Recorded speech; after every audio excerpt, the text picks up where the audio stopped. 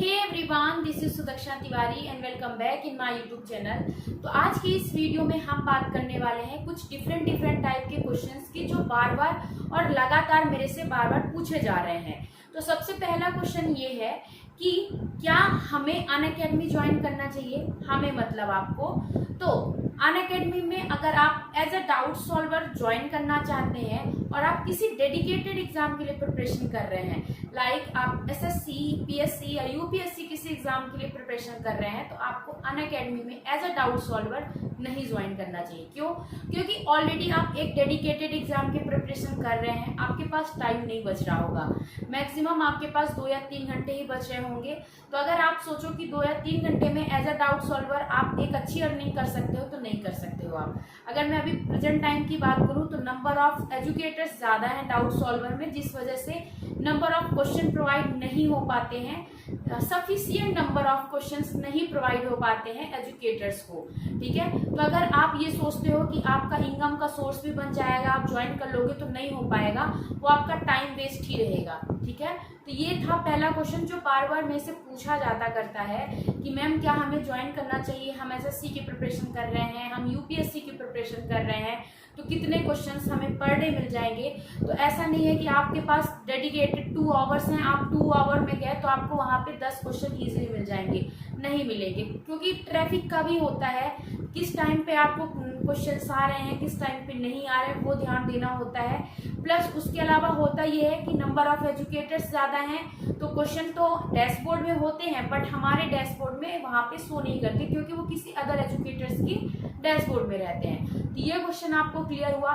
साथ में इसके साथ एक और क्वेश्चन बहुत पूछा जाता है कि मैम मेरे पास डैशबोर्ड में तो क्वेश्चन दिख रहे हैं लेकिन मुझे क्वेश्चन नहीं आ रहा है। तो इसका केवल और केवल एक ही आंसर है कि डैशबोर्ड में क्वेश्चन है, इसका मतलब किसी दूसरे एजुकेटर के डैशबोर्ड में ऑलरेडी है, इसलिए वो आपको शो नहीं हो रहा। अगर वो क्वेश्चन जो दूसरे एजुकेटर के डैशबोर्ड में है, अगर वो असाइन कर देते हैं, अनअसाइन कर देते हैं, तो वो फिर आपके डैशबोर्ड में आपको शो होगा।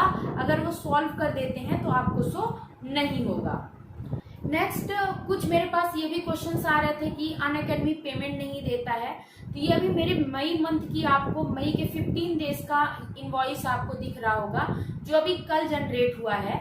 तो ऐसा नहीं है कि वो अपने एजुकेटर्स को पेमेंट नहीं करते, अभी थोड़ा डिले चल रहा है, वो अलग रीजन है उसका, लेकिन अनअकैडमी टाइम से पेमेंट कर देता है। और इनवॉइस जनरेट होने के विदिन 7 डेज आपके जो अमाउंट होते हैं वो आपके अकाउंट में क्रेडिट हो जाते हैं। उसमें से 7.5% टीडीएस कट होता है, बाकी के अमाउंट आपके पास आपके बैंक अकाउंट में क्रेडिट होते हैं।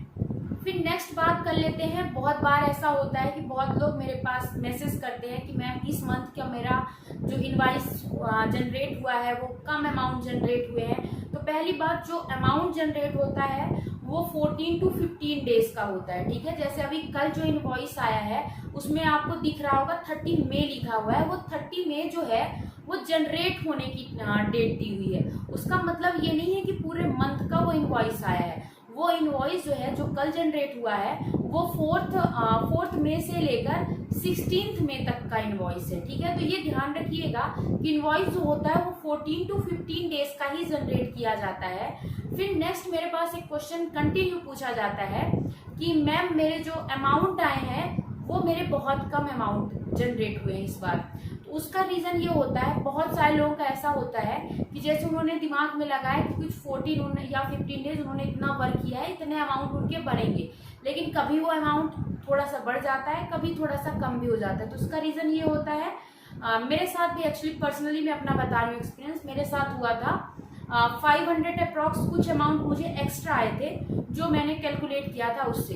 तब मैंने टीम से पूछा था। हमेशा आप ध्यान रखिए, अगर आपको किसी चीज के पैसे मिल रहे हैं तो हमेशा आपको पता होना चाहिए कि आपको वो जो पैसे मिल रहे हैं किस चीज के मिल रहे हैं। ठीक है, चाहे वो कम अमाउंट हो तो हमें पता होना चाहिए कि अगर हमें कम मिला है तो क्यों कम मिला है, और अगर अधिक मिला है तो हमें क्यों अधिक मिला है। ठीक है, तो मैंने टीम से कनेक्ट किया था कि मुझे इतने रुपीस अधिक मिले हैं, वो क्यों मिले हैं। मुझे टीम से कनेक्ट होने के बाद मुझे कॉल रिसीव हुआ था, जिसमें मेरे को बाद में बताया गया था कि होता एक्चुअली ऐसा है कि हमारे कुछ नंबर ऑफ क्वेश्चंस किसके लिए जाते हैं, रिव्यू प्रोसेस के लिए जाते हैं। तो वो जो क्वेश्चन रिव्यू प्रोसेस के लिए जाते हैं उनकी जो पेमेंट होती है वो उस टाइम पर नहीं की जाती है, रिव्यू होने के बाद की जाती है। और अगर हमारा इनवॉइस जनरेट होगा तो ऑब्वियस सी बात है कि वो क्वेश्चन की पेमेंट नहीं होगी, अब बाद में जो नेक्स्ट इनवॉइस जनरेट होगा उसमें होगी। तो जब आपको कम मिलते हैं तो उसका रीजन ये हो जाता करता है कि या तो शायद आपके कुछ क्वेश्चंस रिव्यू में गए होंगे, उनका रिव्यू रिजल्ट नहीं आया है, और या तो जब आपको अधिक मिल जाते हैं तो उसका रीजन ये रहता है अब उन क्वेश्चंस का रिव्यू हो गया है, तो रिव्यू होने के बाद उनकी पेमेंट कर दी जाती है। इसके बाद वो इसलिए आपका जो पेमेंट होता है कुछ बढ़ के रिसीव होता है। ठीक है, तो ऐसा परेशान होने की जरूरत नहीं है। अनअकैडमी अपने किसी भी एजुकेटर्स के साथ ऐसा नहीं करता है, चीट नहीं करता है। जितनी जिसकी पेमेंट है वो उतनी उसे देता है। आज की इस वीडियो में बस इतना ही। वीडियो पसंद आया है तो वीडियो को लाइक करें, चैनल को सब्सक्राइब करें और वीडियो को शेयर करें। मिलते हैं नेक्स्ट वीडियो में कुछ ऐसी ही नई इन्फॉर्मेशन के साथ। तब तक के लिए धन्यवाद।